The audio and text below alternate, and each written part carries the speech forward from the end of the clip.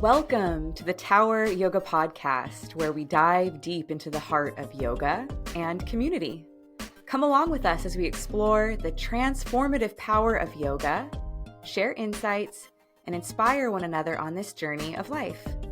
I'm Kellee Williams, and I'm your host and the co-founder of Tower Yoga. Thank you for joining our yoga community. Welcome into another episode of the podcast. Today is a fun and exciting interview with our student spotlight. So we've done this in time past, but it's been a little bit. We've done a lot of teacher highlights and new staff highlights recently. So we're kind of getting back into highlighting some students in the community. And when we were thinking about that, it came to our attention that Alisha Thull, your 1-year anniversary with the studio is coming up, or it just passed? I believe it just passed yesterday. It just passed. So we thought that's a great place to start. Someone who has been extremely dedicated for a year and very consistent. I think you have a really inspiring story. I've got to know you over the past year, so I can't wait to dive in with you and for the other community members to hear your story. So welcome to the podcast. Thank you. So what was your start of your yoga journey? Because I don't think it started just a year ago with Tower Yoga, right? You had been familiar with it before, right? Yeah, I'm vaguely familiar. I was never able to commit myself and be super dedicated. I have tried it here and there. I would practice with my mom sometimes. She's an instructor. And I tried to do the video thing, kind of like practice along with videos at various places. I just couldn't keep myself committed there. I don't know. I'm not dedicated enough to do it consistently from home by myself. And I'm like, oh, this needs to be clean. This needs to be clean. Oh, this is gross. Okay. And I can't Totally. focus. So I've wanted to practice somewhere for a really long time and just really couldn't fit it into my budget. So I didn't really want to do a trial anywhere until I could actually commit myself because I knew I would love it. So I just, things finally aligned with Tower Yoga. So. Cool. Okay. So yeah, I knew that about your mom. She is an instructor. When did she become a yoga teacher? Years ago. I don't know when I know she joined, she teaches for Fresno City College. So. Cool. So is that something that you grew up with as a kid, or did she do that later in life when you were already out of the house and stuff? Later in life. So I believe she got connected once I was a teenager. But I didn't really practice with her until my probably 30s. Mm-hmm. Yeah. And then sometimes you practice together here now, which is really cool. Yes. We love the Sunday morning class with Terry, and I'll get her to go to the low heat every once in a while, but she's not a huge fan. She likes the other studio better. Yeah, that makes sense. That's why we have both. There's a little something for everyone, hopefully. Most people. Okay, so then when you were like, I'm ready to start a trial because I think I'm in a place where I can commit, I know I'm going to like it and want to be consistent. What was why would you choose Tower Yoga? When you were looking around? So Farron and I are, I met Farron through our running group, the Wascally running group. I got connected with them a really long time ago. Well, I guess not really long time ago, but years ago. When I got into running. And so I met her through there and then just kind of followed her yoga teaching journey on social media and hopped into some of her classes while she was practicing teaching. And so she had started sharing about Tower Yoga once she started teaching there. And then I would also see the Tower Yoga tents at my favorite trail races with San Joaquin Running. So I just, wanted to try it. I'm not really well, at like the more, I guess, bougie places. I just don't feel like I really fit in. And I tried the free week, and just fell in love with it. I felt comfortable. I felt safe there. And I really enjoyed the community um, with you guys. Cool. Yeah, I remember seeing you, like, at some of the races and things like that, so then when I saw you in classes, I was like, "Oh, I love when, like, my worlds collide." Yeah. And it can be hard to get, like, some yogis to try running or just, like, even hiking outside, which I'm, like, always trying to do, and then it can be hard to get, like, my runner friends or, like, outdoor enthusiast friends to, like, come to yoga. So, like, Yeah. when that collides, I'm, like, so happy. So that's really cool. So you have shown such commitment over this like past year. Seriously, I see you multiple times a week. So how have you like stayed so like committed and consistent? I physically and mentally felt what it did for my life and the balance that it brought. It's just kind of one of those things where I make time. It makes for some really long days, but I work in a challenging field. I'm a substance abuse counselor on the juvenile justice campus, so the youth jail. And so that takes a lot out of you. So just being able to immediately leave work and then bounce over there, and then bounce over, to pick up my daughter or whatever. I'm blessed to have my, dad and stepmom in my life that can, get my daughter dinner, and then I swoop her up, and then, we go home and end our day. So I know she, has somewhere stable and safe to be on long work days. And I just try to make the time. I show up as a better person in my life when I'm balanced, and, you know, I do what I have to do to make that happen. And so once I felt what it felt like to end the day or begin the day with a yoga class and working that into the running, having both of those side by side just really helps maintain sanity. And, like the running, you have the community, and I love my people, and I love getting out there, especially when we can make it out, to the mountains and stuff. Because when you're on a trail with someone for hours, you share some shit and you like process So together. true. Uh, and, you develop really, really, I've, you know, made some of my closest friends that way. I'm not really good at slowing down. So even though I love the hard classes and I do all of them, even just the end of the class where you're forced to slow down, you're forced to lay there and just be still. I can't seem to force myself to do that in my regular life. So the balance that brings, and even if it's just like 10 minutes or 5 minutes at the end of class, just really, really helps a lot. Yeah, it gives you like this container for introspection time. Not that you're not doing that when you're in the mountains sharing with friends. It's just different. I think It's when we different. share with friends, it's more like reflective.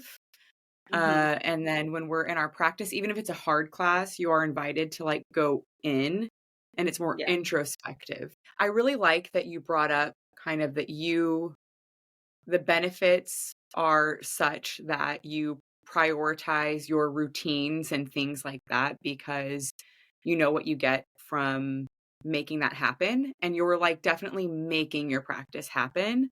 And I think so many people wait until they find the time and it's just like for the most part you're never going to find time No. for your practice, for a consistent and committed practice like you've had for this past year, you 100% have to make it happen. And I just hear that a lot and I know that a lot of people kind of put off either like having a consistent practice or even really trying in general because they're just like, yeah, when this happens then I'll have the time.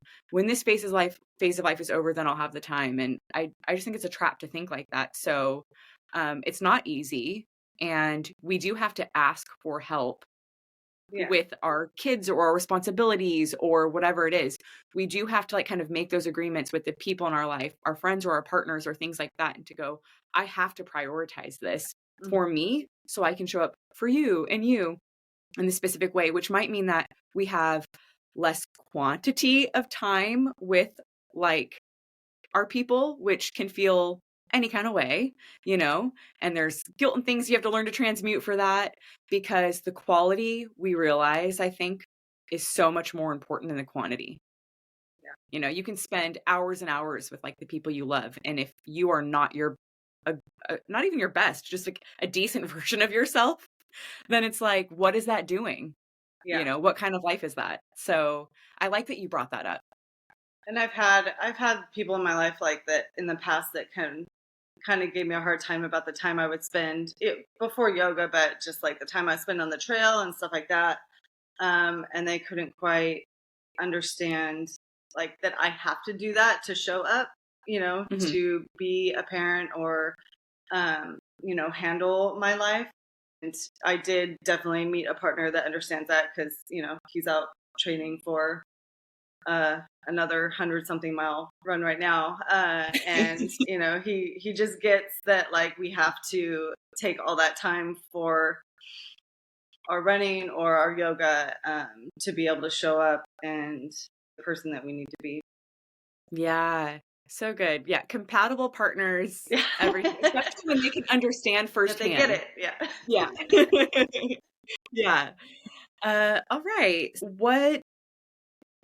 I guess that kind of answers the question, but if there's any more you would want to say on it of like what yoga means to you, especially after having a really consistent practice over this past year. Like, yeah, is there anything more you want to say on what it means to you?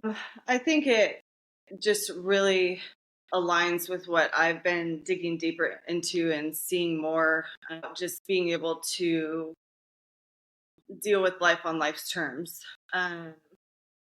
Being able to be okay with being uncomfortable. I know that we see that in our trail running and things like that. But just, I love how there's always like a focus of class, something to kind of look at and focus. But that there is just that overall, every time you practice, you have to be okay and you have to breathe through being uncomfortable. Even working on slowing down our own breathing, even when we're dying. Yeah. But I think one of the hardest things I came into was the fear of I'm very claustrophobic and have a hard time when I can't feel like I can breathe. So I was really actually scared to do the hot yoga. I had tried it a couple times in the past, and I had tried it in like super, super, super packed classes, and had a really hard time like catching my breath and kind of felt panicky. And so I had that fear going in, but just learning to breathe through it and learning that your body really adjusts to it once you are consistent, and do it for a little bit, and you really are able to slow it down while staying in there, and work through that panicky feeling, which I think helps me like with my anxiety and just those moments when you feel completely overwhelmed, and being able to be okay in your feelings and be okay with that feeling in your body and work through it. Yeah, there's like definitely in practice, your body learns with consistency. Because I also tried hot yoga for the first time and like really didn't like it because it was super uncomfortable. And I'm like, how do people like, why are people obsessed with this? And then I would try it, like weeks or months would go by and I would try it again. And I'm like, yeah, no, like it's not for me. And then someone told me, a friend was like, it's really something you have to try consistently, like a few times within like a short period of time. And so eventually I did that. And then I was like, oh, okay. And it really does. In practice, you really learn that you're going to be okay. You end up making it through. And then after a practice or two or three or four or five or months go by and you go through that process, something does happen off of the mat out in your life in a conversation or a moment or a feeling. And you have that to fall back on to be like, no, I know I actually have the muscle memory and the trust within myself. Like I trust myself to get through this because I've been practicing that. And so that's when the yoga really, really works.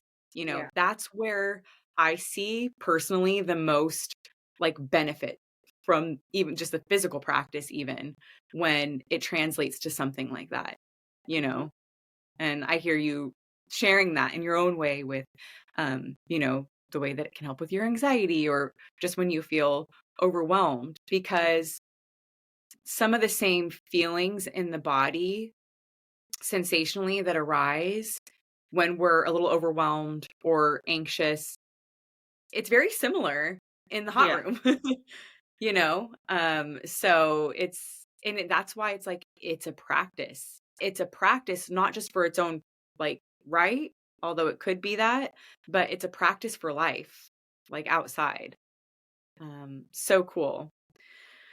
Uh, so all right. I know that you have a really like interesting past and journey we've shared before. And so I'm wondering if you would mind sharing the story of your like addiction and recovery process and like how yoga has supported you in that journey and maybe even in your work, in your line of work, in your career. Well, I definitely didn't choose this career for any other reason than my own recovery. That's what is common in this field of work. Um, so most of it really ties into the coping with the emotions.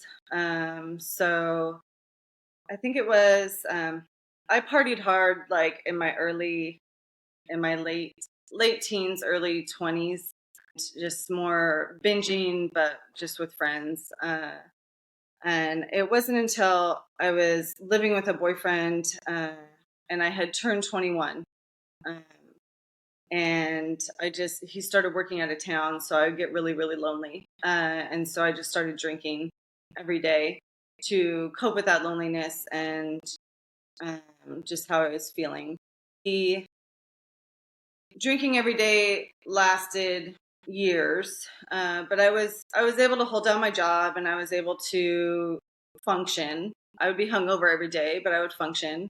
And it wasn't until, and I would say the different substances just came with opportunity. I had already have some of the factors that are, you're predisposed to addiction.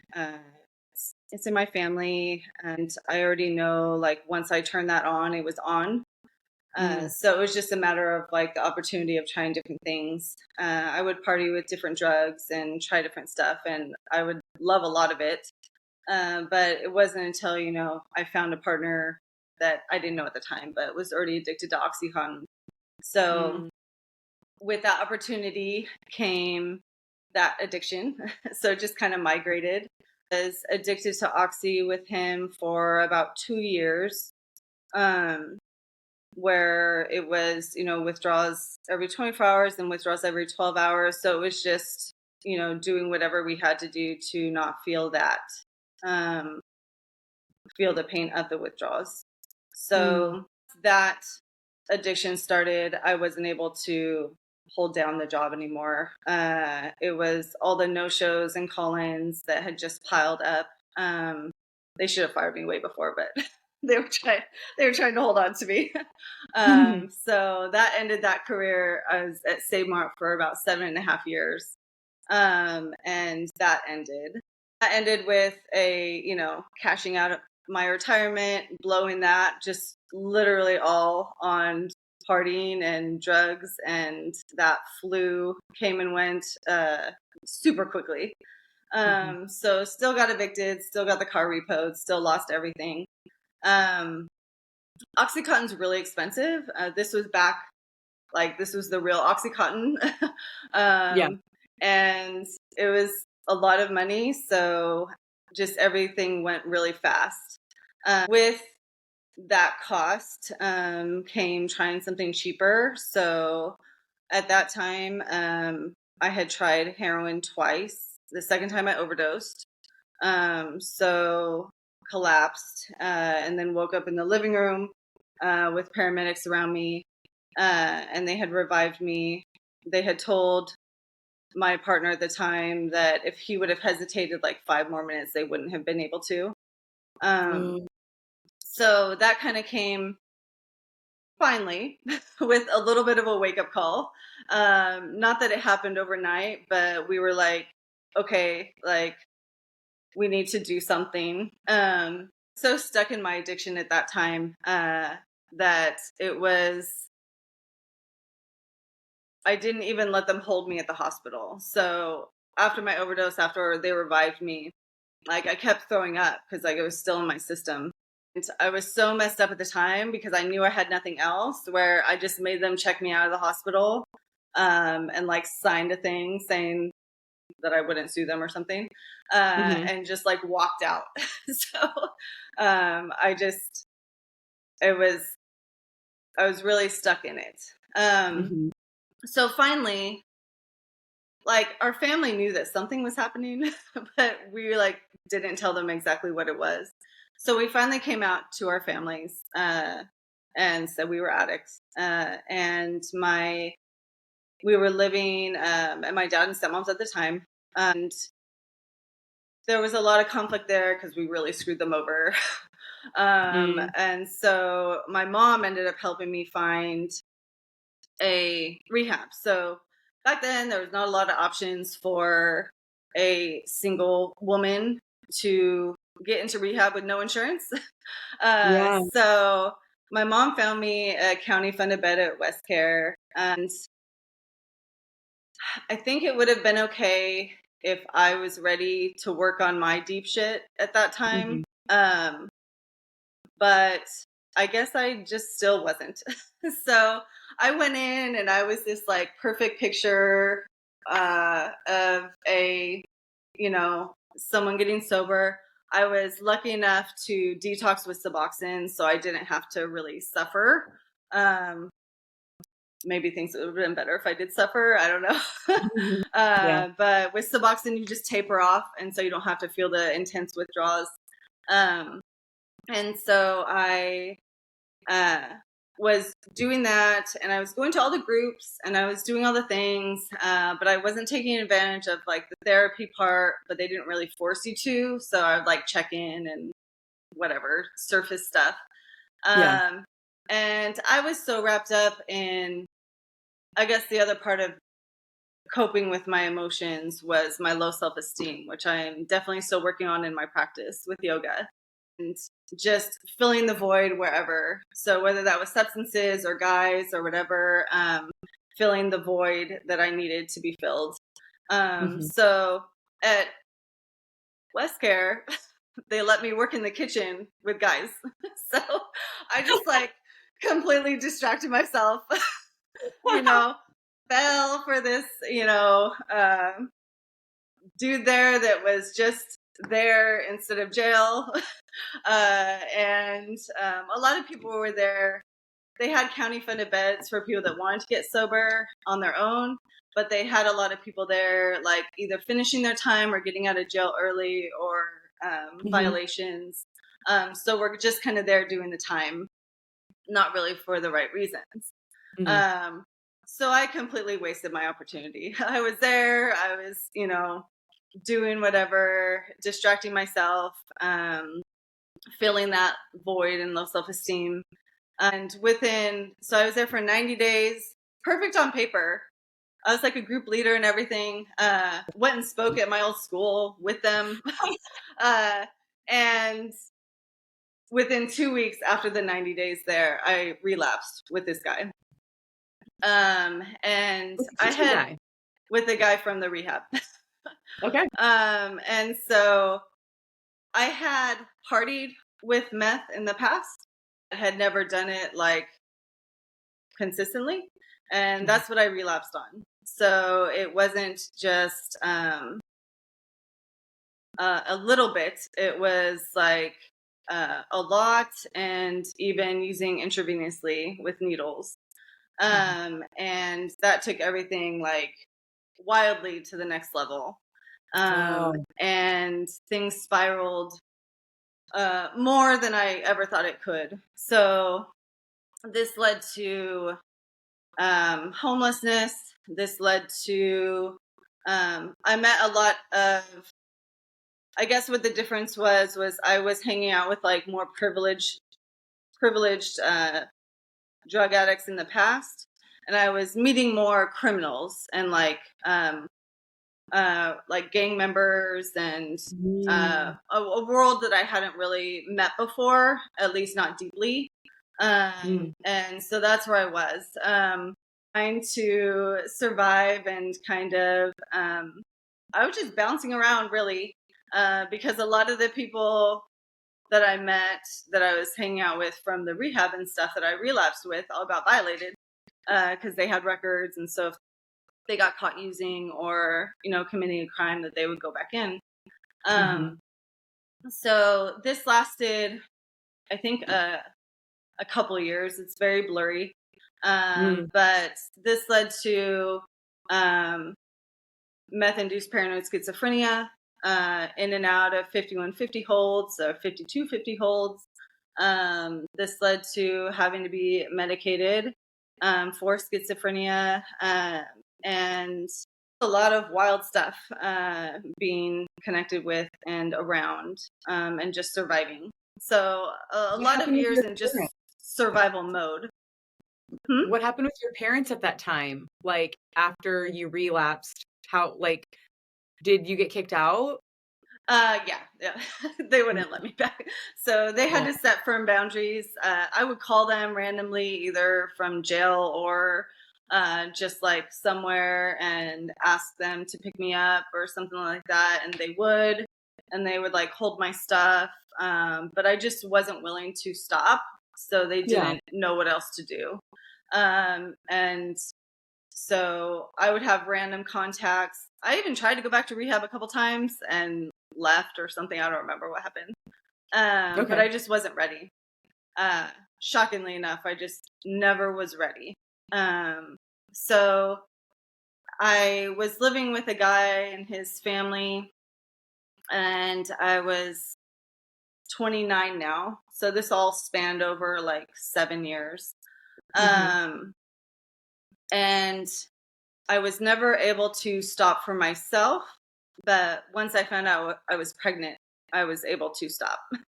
And so that was the turning point where I found out there was like another human involved. And it wasn't a perfect picture. I had like went back and went out again for a second. But she was the thing that finally, was my enough is enough. And so I made it out of kind of a dangerous situation with that partner, and got out, and was able to move back home with family. And they helped me get back on my feet, which was a super, super long process. So my sobriety wasn't like the perfect picture either. It wasn't like, oh, I got into, 12-step meetings and I, got a sponsor right away and all this stuff. And it didn't look like that. I kind of just white knuckled it, and the coping turned into, instead of drugs, eating. So it kind of flipped to another unhealthy way of dealing, because all of this time I still hadn't dealt with any of like the deep stuff. Right. It was just like, okay, white knuckled it. I'm in a safe place. I'm going to eat and watch TV. Like that was just my survival. Sure. And it was better than, doing drugs. So, it worked temporarily. So it was just kind of a slow process. It was actually, I had a bench warrant until I think I waited till she turned like 1. And I had gotten arrested like, I think it was 6 or 7 times, and never did what they said to do. So there was like a warrant out for my arrest. And so I put myself on calendar and went and dealt with that. And it was actually that was like, okay, you're court ordered to do 12-step meetings. I had to go get my court card signed. So the drug testing was easy because I was sober. But it was, being kind of forced to get out of my comfort zone because it's hard to go do stuff like that by yourself. Yeah. These connections, I still was struggling with the low self-esteem, and I, am shy around people I don't know, just putting myself out there, but I had to get assigned. So I started showing up to those, and it was okay. I didn't make any like deep connections at those.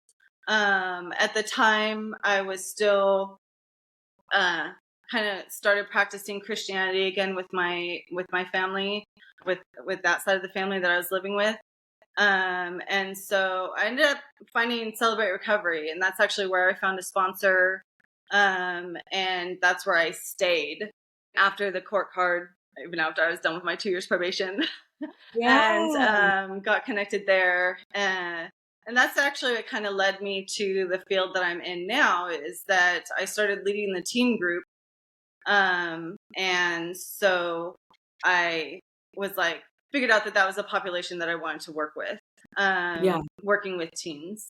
And so that's kind of where, when I started going back to school, when I went back to school to become a substance abuse counselor, it was also kind of a long process getting to where I am now. But I worked with adults at first in my internship, and then with teens at a lockdown school, and then with adults again, and then the opportunity came for juvenile justice campus, and was able to stay. So overall, that I still struggle with today is the coping with life on life's terms. So being sober, I don't really have a chemical escape at all. So I have to figure out how to deal with this life on life's terms. And so it's consistently a learning process to be able to cope with emotions 100% sober. So, things like yoga have just been huge in that, I could go run and I could go talk and say stuff like that, but having to like you said, be still, look inward, and to have those cutout moments where you're kind of guided through. I can't seem to get myself to do that on my own. So having a space, and having a space where you feel safe is huge.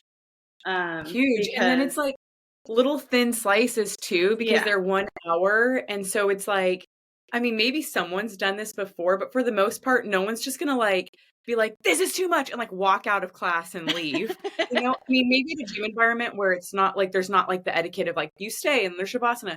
So, and I can see it just as the teacher, people they're dealing with it, and because the space, that's me. they say, moving yeah. And it's so beautiful because it's I think a lot of times people are like, I can do an hour, as to where it's too much at home. And without the accountability of someone, this was really cool. It almost have brought me to tears, but there was a friend of mine who I was talking to one time, and she was like, you're not a yoga teacher. And I was like, oh, what? And she's like, you're a witness. That's what you do. That's how I feel when I take class with you. And I was like, oh my gosh, I could have just dropped to my knees and bawled. You know what I mean? Because I do feel maybe now it's very intentional, but until she said that and saw that in me and spoke it into existence for me to claim, I think unintentionally that's what I wanted to do, is just to be a space where I'm the accountability buddy, but the accountability buddy that's not I know better or whatever from you, but I'm just here being I'll hold the space, I'll hold the line. I have my own stuff too. I don't have it all figured out, but I'm devoted and dedicated to this practice, and I made a plan and I'm going to share it. And I do think that that's something that's really cool about the yoga practice is that it is a space where you can go and you have that like accountability, but it's very compassionate. And Yes. it's 1 hour. Even if you feel like you want to like run away, and there's been times where even I in class have like looked at the door and been like, should I just go? Because I don't want to sit with what I'm confronting, Mhm. but I'm like, dude, you have 20 more minutes. And then like, you don't have to think about this for the rest of the day if you don't want to. And sometimes I don't. And sometimes I'm like, I actually do want to lean into that. I'm going to go on a walk, or I'm going to journal about that, or I'm going to bring that up at therapy or whatever. But, it's like that 1 hour, it's like, especially when you have a story like yours, you've gotten through so much, you can get through a freaking hour, you know? So that's, that's the cool thing. And then it's like, and then I can do that again, but it's hour by hour. It's day Yeah. by day. It's class by class. Hmm. Yeah. Yeah. And especially when like the world is so intense and there's things going on, it's harder and harder to cope, in my opinion, Hmm. as like modern times become more modern. um, so I'm so grateful for a practice like this. And I'm so grateful that like you found it. And I love this kind of mantra that you've been saying of like accepting life on life's terms. Like that's something that I'm going to sit with. And I imagine other people that's like struck a chord with too, because we are living life on life's terms. Yeah. It's as simple as that sounds, that's really profound to sit with. It sucks sometimes. It does. It does.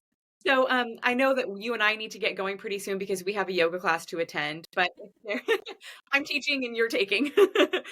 But is there any advice you like to offer those who are new to yoga, who haven't tried, or who are facing maybe similar challenges to you or the people you work with? Give it the week. Uh, give it the week. It is. It can be overwhelming the first couple classes, especially in the heat. But see how you feel after giving it a week or two, if you're able to, because you deserve that space and time if you're able to. Um, you have to give yourself the time that you deserve because then you're able to show up for your people. It's not going to be perfect. you Yeah. know, I have to check myself all the time. But you deserve the time and the space to work on yourself. Yeah. Yeah. Well, seriously, thank you so much for sharing your story. That's like such a vulnerable thing, but you probably wouldn't be surprised, but other listeners might, where so many people are going through situations like yours. It might not be with the same exact things or the same exact extent, but every single person struggles to cope. Every single person to different levels and degrees struggles with, I think, self acceptance and love and worthiness, you know? So I think that every single person listening to this can take something away and be inspired by your story. And I just really appreciate you, and especially me, just knowing some people's backstories from, you know, having the studio. There's a lot of people that are recovering or trying to recover from addiction, straight up, like gnarly addiction. So you're not alone. And you, like Alisha said, deserve to make the time and space for yourself to like heal and to grow. And it's not perfect, but nothing is. And yoga isn't like a cure all, obviously, but it freaking helps. It helps so much, or it can, it can. I don't want to speak for everyone, but it can. And yeah, so listeners, I hope that you have taken something away from this, and just please like keep going. Yeah, you're invited to come in. And if you happen to be a listener who hasn't tried yoga before or come into the studio, you're more than welcome. You don't have to be perfect. You don't have to be, excuse me, a picture perfect example of someone in society to be welcome at our studio. It's okay to have a colored past. It's okay to even have a, nuanced present. It's okay to have an unknown future. We all do. But yeah, you're welcome here. I just wanted to say that. Yeah. All right. Well, thank you so much. Thanks again for sharing. And let's go practice some yoga now. Let's go. Bye. Bye. Thanks again for listening in and joining our yoga community. If it so resonates, please share this episode with a friend.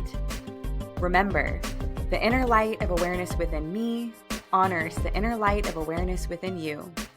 Until next time, stay grounded, stay present, and keep flowing with grace.